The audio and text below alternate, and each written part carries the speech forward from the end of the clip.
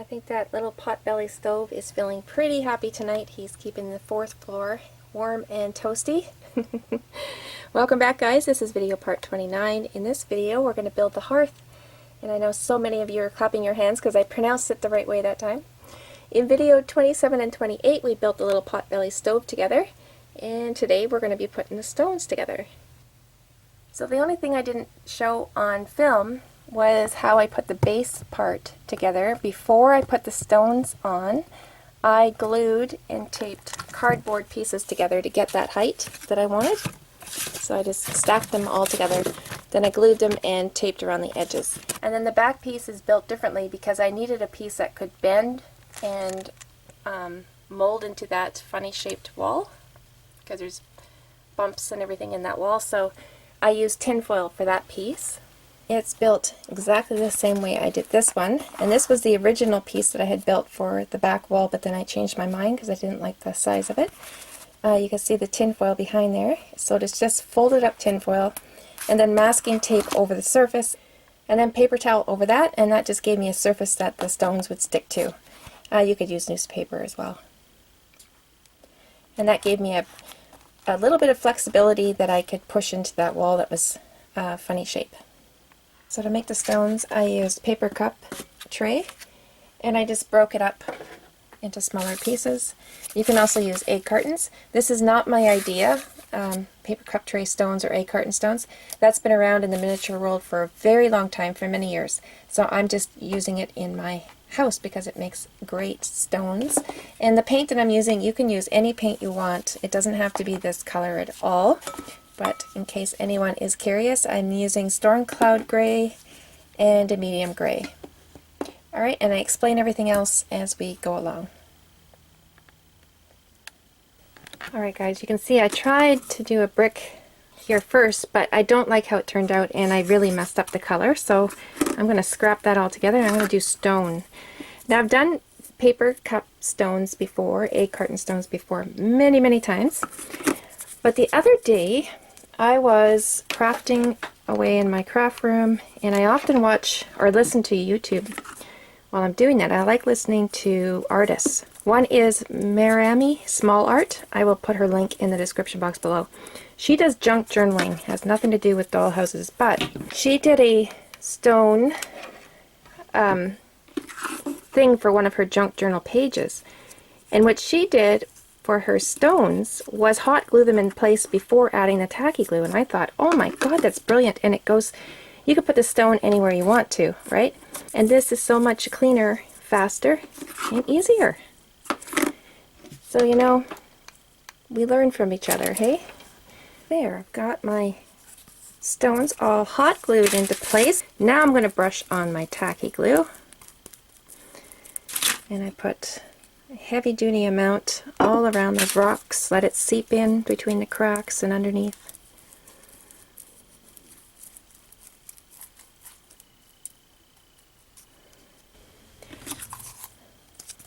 Alright, it's almost completely dry.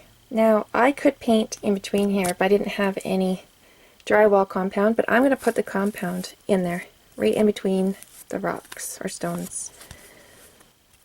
Alright, you can see I went a little crazy with applying the drywall compound in between. I didn't really care about getting on my bricks because I knew I was going to be painting them anyway, or my stones, sorry.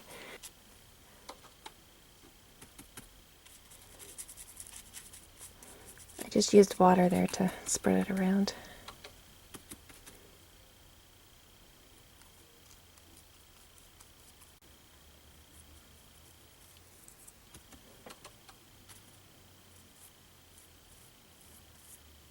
So I just take a thin paintbrush. I'm just going to go over the drywall that I've used for grout.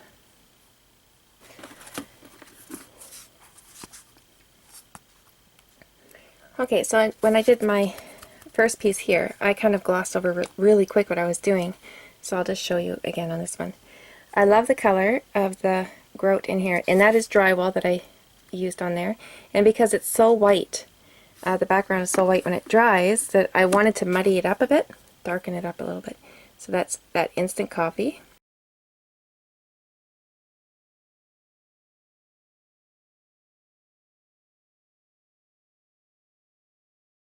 And now I'm going to paint it with acrylic paint, and this is called parchment. And I'm not going to worry so much about being super careful. I'm just going to do my grout lines, and then I'm going to go over those rocks again.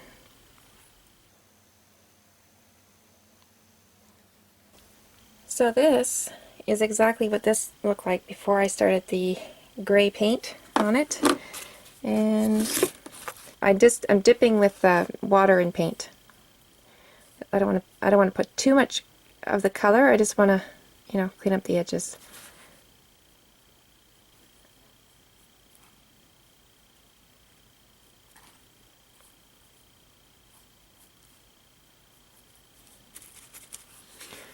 Okay, I'm going to take a darker one.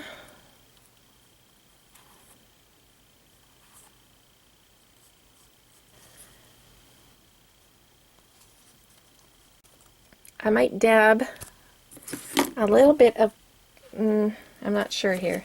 Let me see. I wonder if I should use my chalks. I want just a little bit here and there of, let's see. Yeah, that'll work. Okay, that works. And I'm just going over just to get me back some of that texture that I lost. Because the whole point of using these paper trays is they have that rough texture on top, and I've lost some of that here, so I just want to outline some of that. Paint would have done the same thing, just lightly go over it with a bit of paint. See, I'm getting a little more braver now with the color.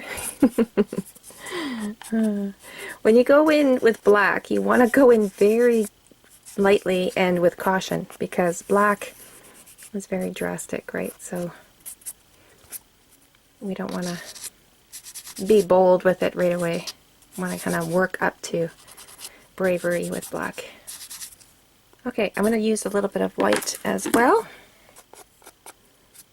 I run out of fingers here. I should go wash my hands. Ta-da! I love it. I love it. Okay, after I finished using my chalk, I took it outside and I used this. This is an acrylic sealer, transparent matte finish. It doesn't matter. It can be glossy if you want it to be shiny. Just to keep that chalk in place, because otherwise you can rub it off. So I hot glued the back piece in, the wall piece. I hot glued all around and pushed it into place. Now, if you remember, there was quite a bit of wonkiness going on behind this wall because I had ripped out those stairs, so I was left with a very uneven surface. So using that tin foil rolled up helped a lot, because I was able to bend this piece into little places that I needed it to bend in. And then after I hot glued it in, then I added paper clay all around the edges and I squished it into place. So that wall now is one unit with this wall. And then the floor piece, I just hot glued it in. I could have used tacky glue, but hot glue does the job, and it's not going to go anywhere. It's just sitting straight on the floor, so it's fine with just hot glue. Now I'm going to paint around the paper clay. My little wood box. I'm just using an old ruler that I've been saving for repurposing into the dollhouse. I just didn't know how I was going to use it. And there's a piece of cardboard on the bottom, and I just glued 3 sides down. And now I just want to expand the sides a little bit because they're a little bit too short. So I'm just going to put in some coffee stir stick.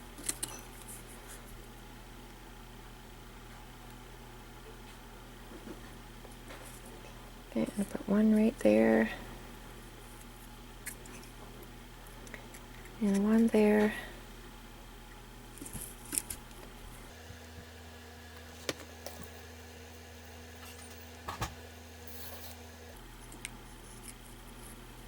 So I cut a twig and then I split them. Each piece I split in half.